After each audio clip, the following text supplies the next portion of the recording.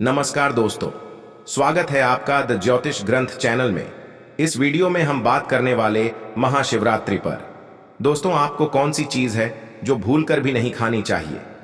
हमारी माताएं बहनें महाशिवरात्रि का व्रत रखती हैं और उनका व्रत खंडित ना हो जाए, इसके लिए माता बहनों को इन बातों पर विशेष ध्यान करना चाहिए कि वह क्या खा रही हैं और क्या नहीं खा रही है।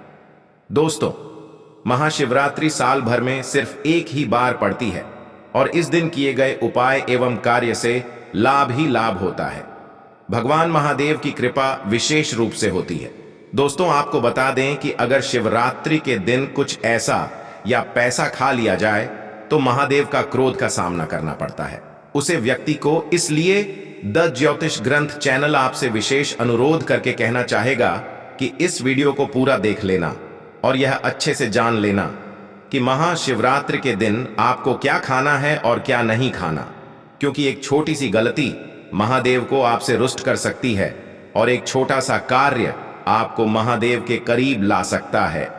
महादेव की कृपा प्राप्त करने के लिए शिवरात्रि का पर्व साल का सबसे बड़ा पर्व माना जाता है। दोस्तों, यह साल भर का सबसे बड़ा पर्व होता है महादेव को प्रसन्न करने का। और इस दिन दोस्तों, हम आपको विशेष रूप से बताएंगे कि सबसे पहले हम इस वीडियो में बताएंगे आपको कि शिवरात्रि के दिन आपको कौन सी चीज अवश्य खाना है और कौन सी चीज भूलकर भी नहीं खाना है, जिससे आपके महादेव की कृपा ही कृपा प्राप्त हो और आपकी हर एक मनोकामना इस दिन पूर्ण करने का महा उपाय भी बताने वाले हैं दोस्तों। और इस वीडियो में हम यह भी बताएंगे कि शिवरात्रि के दिन महादेव पर ऐसी कौन सी वस्तु चढ़ा देने से लाभ ही लाभ होगा। दोस्तों, इस वीडियो को आप पूरा देख लेना। आपके अंत में मैं इस वीडियो के मैं ऐसा उपाय महा उपाय बताऊंगा। दोस्तों, मैं यह बताऊंगा कि आपको महादेव के ऊपर ऐसा क्या चढ़ा देना है जिससे आपकी तनु, आपकी मनोकामना बहुत जल्दी या फिर हल्की हल्की पूर्ण हो जाएगी। इसलिए इस वीडियो को पूरा देख लेना। चलिए जान लेते हैं सबसे पहले कि महाशिवरात्रि कब मनाई जाएगी और व्रत में आपको क्या खाना है और क्या नहीं खाना। दोस्तों, महाशिवरात्रि 2024 महाशिवरात्रि इस साल 8 मार्च को मनाया जाएगा। इस खास मौके पर पूरे देश में भगवान शिव जी के मंदिर में भीड़ लगेगी। कई लोग इस पावन अवसर पर भगवान शिव जी को प्रसन्न करने के लिए उपवास रखते हैं। उपवास रखने से मन को शांति मिलती है। अगर आप भी इस खास अवसर पर उपवास करने जा रहे हैं तो अपनी सेहत का विशेष ध्यान रखें। साथ ही इस बात का ध्यान रखें कि इस अवसर पर क्या खाएं और क्या ना खाएं। आज हम आपको इस लेख में व्रत के दौरान क्या खाना चाहिए और क्या नहीं खाना चाहिए के बारे में विस्तार से बताएंगे। आइए जानते हैं शिवरात्रि पर क्या खाएं और क्या ना खाएं। शिवरात्रि के व्रत में क्या न खाएं। दोस्तों, इस वीडियो के अंत में मैं आपको यह भी बताऊंगा कि आप महादेव पर ऐसी कौन सी चीज चढ़ा देते हैं जिससे महादेव आपसे सबसे जल्दी प्रसन्न हो जाते हैं और मनोवांछित फल प्रदान करते हैं। एक फल कई उपवास में फलाहार को खास महत्व दिया गया है। फलों के सेवन से व्रत में भक्तों की ऊर्जा बरकरार रहती है और उन्हें कमजोरी भी महसूस नहीं होती। फलों को खाने से शरीर में जरूरी पोषक तत्वों की आपूर्ति भी होती है। फल सिर्फ एनर्जी बढ़ाने का ही काम नहीं करते, बल्कि स्वास्थ्य को भी कई फायदे भी पहुंचाते हैं।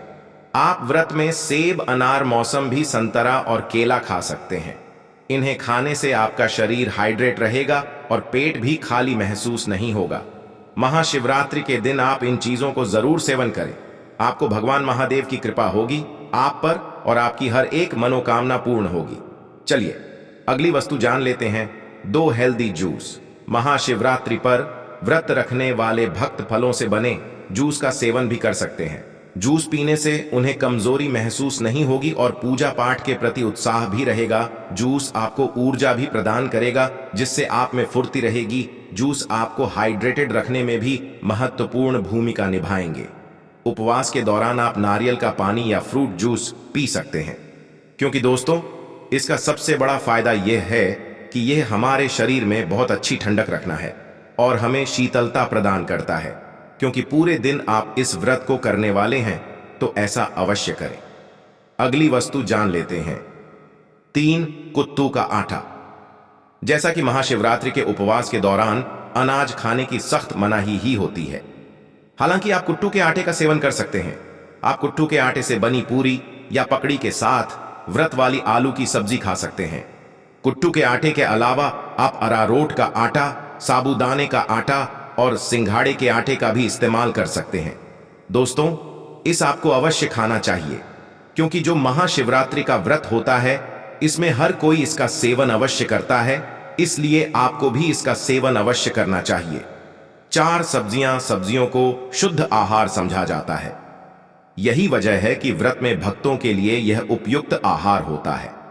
आप अपने व्रत वाले खाने में आलू के साथ साथ कद्दू और अरबी की सब्जियों को शामिल कर सकते हैं। इन सब्जियों को बनाते वक्त सेंधा नमक का इस्तेमाल करें। 5 ड्राई फ्रूट्स। महाशिवरात्रि के उपवास के दौरान आपके लिए ऐसा भोजन जरूरी है जो आपके पेट को लंबे समय तक भरा रखे और आपको ना तो कमजोरी महसूस हो और ना ही ऊर्जा की कमी झेलनी पड़े। इस स्थिति से बचने में ड्राई फ्रूट्स आपकी मदद कर सकते हैं। ये न सिर्फ आपके पेट को भरा रखेंगे बल्कि ऊर्जा भी प्रदान करेंगे। अधिक तला भुना। शिवरात्रि के व्रत में आपको अधिक तला भुना खाने से परहेज करना चाहिए।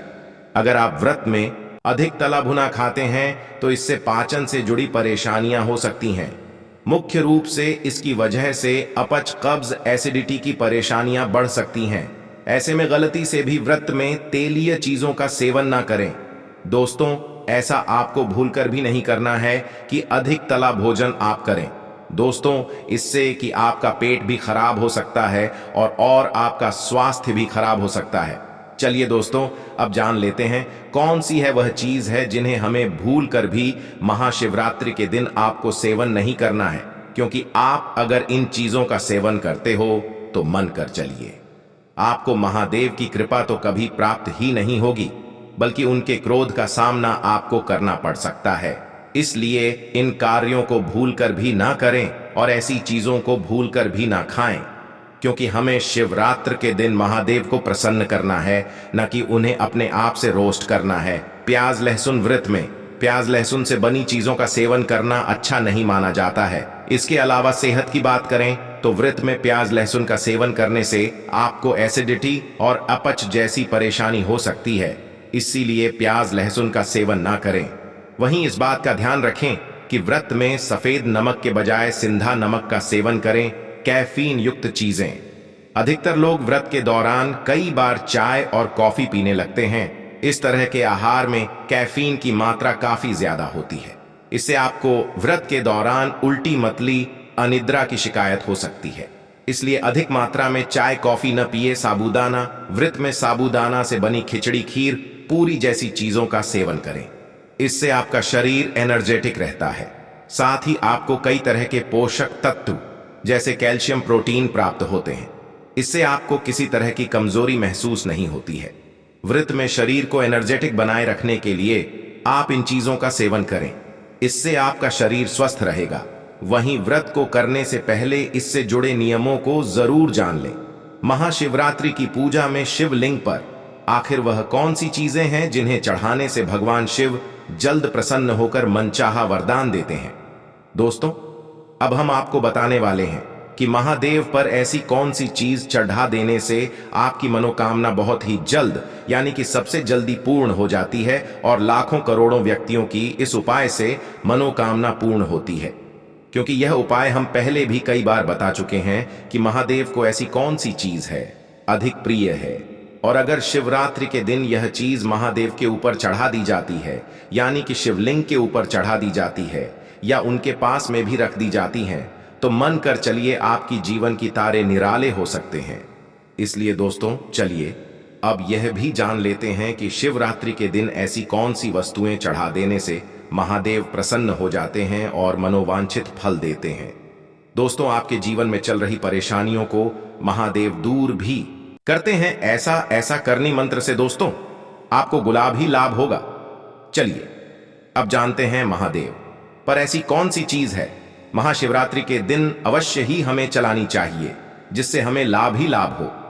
एक भस्म। भगवान शिव की पूजा में भस्म का उपयोग करना बहुत शुभ माना जाता है। महाशिवरात्रि के दिन विशेष तौर पर इसे शिवलिंग पर चढ़ाना चाहिए। धार्मिक मान्यताओं के अनुसार शिवजी का प्रमुख वस्त्र भस्म मान जाता है, क्योंकि उनका पूरा शरीर भस्म से ढका रहता है। इसलिए कोशिश करें कि महाशिवरात्रि के दिन उन पर भस्म जरूर चढ़ाएं। दोस्तों, आपको यह तो याद ही होगा कि महादेव शमशान में ही कई दिनों तक बैठे रहते हैं। दोस्तों, महादेव को जो शरीर की भस्म होती है, यह सर्वाधिक प्यारी होती है। दोस्तों, इसलिए महादेव अपने स्वयं भी अपने हाथों से भी अपने कई बार देखा होगा महादेव को अपने शरीर से भस्म लगाते हुए। इसलिए आप शिवरात्रि के दिन अगर महादेव पर भाषण चढ़ा देते हैं तो मन कर चलिए, आपके तारीख निराले हो सकती है। दोस्तों, ये उपाय को जरूर करें। दोस्तों, अब हम अगला आपको उपाय बताने वाले हैं। दोस्तों, अगला उपाय बताने से पहले आपने जो भाषण चढ़ाई है उसको चढ़ाते समय आपको एक मंत्र का भी उच्चारण जरूर करना है।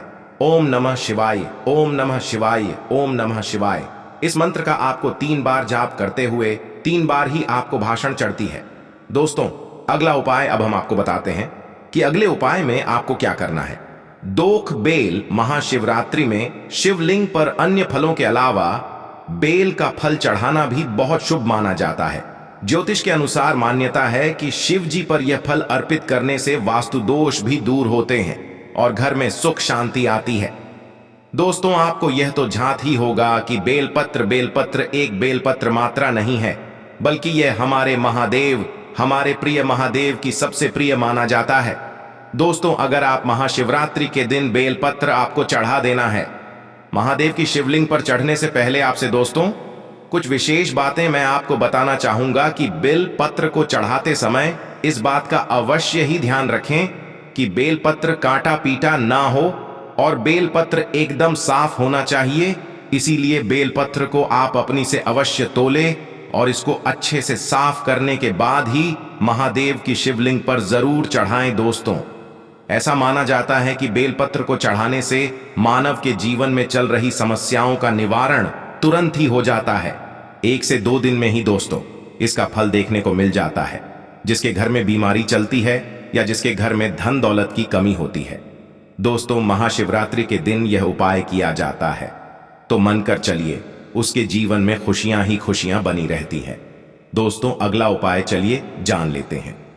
इन रुद्राक्ष दोस्तों, आगे जानकारी बताने से पहले द ज्योतिष ग्रंथ चैनल आपसे एक छोटा सा अनुरोध करना चाहेगा कि आप अपनी राशि को कमेंट बॉक्स में जरूर डाल दें, क्योंकि हम राशि से जुड़ा आपका भाग्य भी बताते हैं और भाग्य में चल रही समस्याओं को दूर करने के लिए उपाय भी बताते हैं।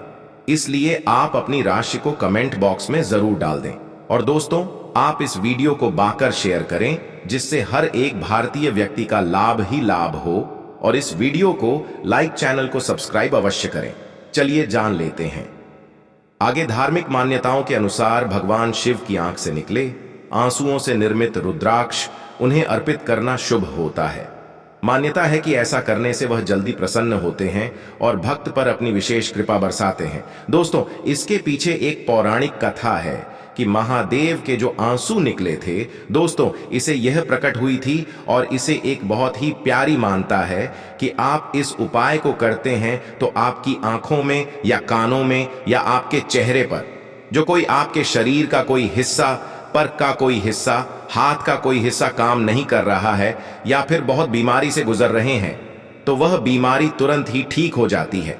अगर महादेव पर आप इसका एक छोटा सा टुकड़ा भी आप इस पर चढ़ा देते हैं तो मन कर चलिए आपका जीवन बदल सकता है। दोस्तों, इस उपाय को भी आप इसलिए अवश्य कर सकते हैं, आपको लाभ ही लाभ होगा। चलिए अगला उपाय अब हम जान लेते हैं। 4 दूध धार्मिक मान्यताओं के अनुसार समुद्र मंथन में निकले विष को पीने के बाद भगवान शिव का शरीर जलने लगा।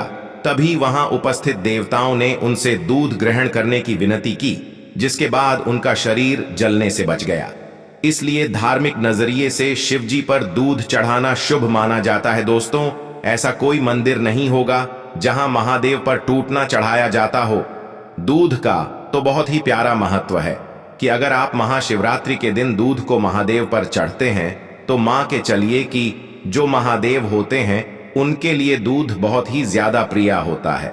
और आपने यह भी देखा होगा कि जो कोई अनुष्ठान होता है तो कभी कभी उसमें दूध का प्रयोग जरूर ही किया जाता है और महादेव पर दूध अर्पण जरूर किया जाता है। इसलिए आपको भी जहां कहीं आपके पास में मंदिर हो या फिर कोई भावशाल मंदिर हो, वहां पर आप अवश्य जाएं और शिवलिंग पर एक लोटा दूध जरूर चढ़ाएं। ऐसी मान्यता है कि अगर आप शिवलिंग पर एक लोटा मान्यता के अनुसार दूध चढ़ा देते हैं तो आपका जीवन से प्रत्येक समस्या का निवारण हो जाता है और आपको लाभ ही लाभ होता है। दोस्तों, महाशिवरात्रि के दिन जो व्यक्ति इन उपाय करता है उसे व्यक्ति को हमेशा कभी जीवन में कोई समस्या नहीं होती। उसके जीवन से प्रत्येक समस्या का नाश भगवान से पहले ही करते थे और फिर उसके जीवन में कोई समस्या कभी प्रकट नहीं होती। 5 गंगा जल ऐसा माना जाता है, जब माता गंगा को धरती पर लाना था तो भगवान शिव ने उन्हें अपनी जटाओं में धारण किया था और उन्हें गंगा जल बहुत प्रिय है। इसलिए महाशिवरात्रि की पूजा में शिवलिंग पर गंगा जल अवश्य चढ़ाएं। दोस्तों, आपको किया है तो झांत ही होगा कि महादेव के सिर पर गंगा अभी भी विराजमान है। दोस्तों, आपको बता दें कि जो कोई महादेव पर गंगा जल अर्पण करता है सच्ची श्रद्धा और भाव से, उसके जीवन में कभी कोई समस्या महादेव आने नहीं देते। दोस्तों, आपको बता दें कि आप महाशिवरात्रि के दिन एक लोटा गंगा जल जरूर महादेव पर अर्पण करें। मानकर चलिए दोस्तों, अब हम बताने वाले हैं आपको कि शिवलिंग पर ऐसी कौन सी चीज है। चढ़ा देना चाहिए, मतलब भगवान को अर्पण करना चाहिए, हमारे महादेव को अर्पण करना चाहिए, जिससे महादेव सबसे जल्दी प्रसन्न होते हैं। तो दोस्तों, इस वीडियो को आप अंत तक देख लेना और आप इन उपायों को कर देना। आपको जो भी मनोकामना है, जो भी इच्छा है, वह मन कर चलिए महायोग टीवी चैनल के माध्यम से महत्वपूर्ण हो जाएगी। महाशिवरात्रि, कई लोग इस बात से अनजान होते हैं कि भगवान शिव को प्रसन्न करने के लिए किस चीज का भोग लगाया जाए। आइए आज हम आपको बताते हैं कि भगवान भोलेनाथ को आप किस प्रसाद का भोग लगा सकते हैं। शिव को लगाएं यह भोग एक मखाने की खीर। महाशिवरात्रि पर भगवान शिव को आप मखाने की खीर का भोग लगा सकते हैं। सिर्फ व्रत में ही नहीं, कई लोग खास मौकों पर भी इस खीर को बनाकर खाना पसंद करते हैं। मखाने की खीर को ढेर सारे मेवों के साथ तैयार किया जाता है। इसे बनाने के लिए चावल की बजाय भुने हुए मखान का उपयोग किया जाता है। इसके स्वाद में इजाफा करने के लिए आप इलायची और केसर को भी शामिल कर सकते हैं। 2 उभान के पकड़े भगवान शिव को आप इन पकड़ का भी भोग लगा सकते हैं। इस प्रसाद को बेसन और कुछ सब्जियों के साथ बनाया जाता है और तो और इसमें भान का पाउडर भी मिलाया जाता है। इस प्रसाद को बनाने के बाद भगवान शिव को इसका भोग लगाएं।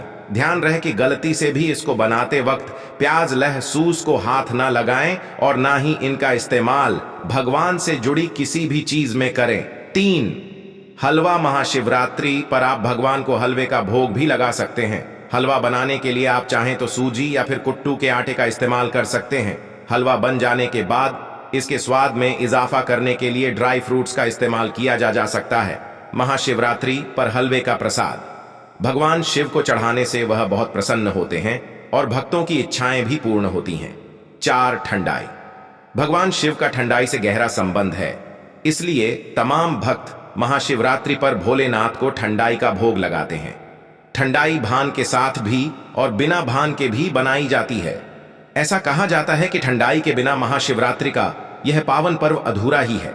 अगर आप अपने आप आराध्य शिव को खुश करना चाहते हैं तो ठंडाई का भोग लगा सकते हैं। दूध, भांग और चीनी के साथ साथ आप इसको बनाने के लिए काजू, बादाम, सौंफ, इलायची, पिस्ता, केसर का भी इस्तेमाल कर सकते हैं। 5, लस्सी। ठंडाई के अलावा लस्सी का भोग भी भगवान शिव को लगाया जा सकता है। आधा किलो दही में दूध डालकर 1 चम्मच चीनी के साथ मथकर आप इसे आसानी से